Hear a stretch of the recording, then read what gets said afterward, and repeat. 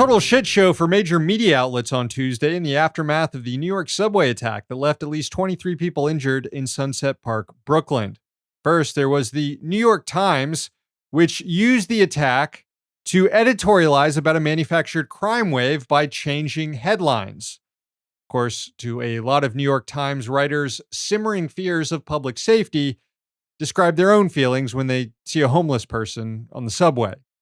CNN's Jim Sciutto had this banger of a tweet about someone who survived the shooting but still had to go to work. Quote, "After surviving the shooting on the very same subway car, Yav went to work.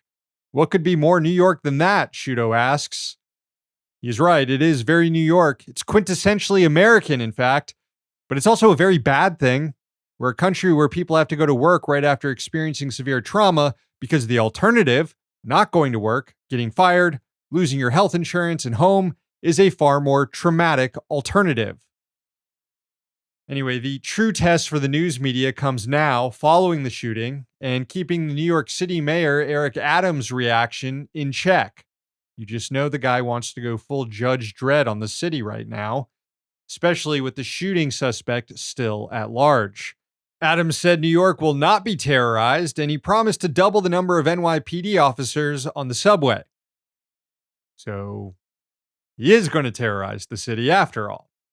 Since taking over, Adams has brought back a system of broken windows policing, using up resources to make arrests of low-level nonviolent offenders, which disproportionately targets the poor and people of color. Adams deployed this most heavily on the city's subway system, where arrests have gone up 64% over the last year, driven mostly by going after fare evaders and beating up homeless people. New York subways have been swarming with cops for months under Adams' watch, but it was the quick thinking and work of unionized public transport workers, not cops, who directed people to safety after the shooting.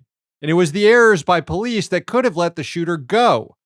Rolling Stone reported that the captain on duty didn't freeze all trains leaving the station after the attack, possibly allowing the shooter to hop on a different train and escape. On top of all this, none of the security cameras at the station were reportedly working. So the maximum policing already in place didn't stop Tuesday's shooting, and doubling the number of officers won't stop the next one either. It will just lead to a lot more poor and working class people getting terrorized while they travel. New York City news media needs to tell that story.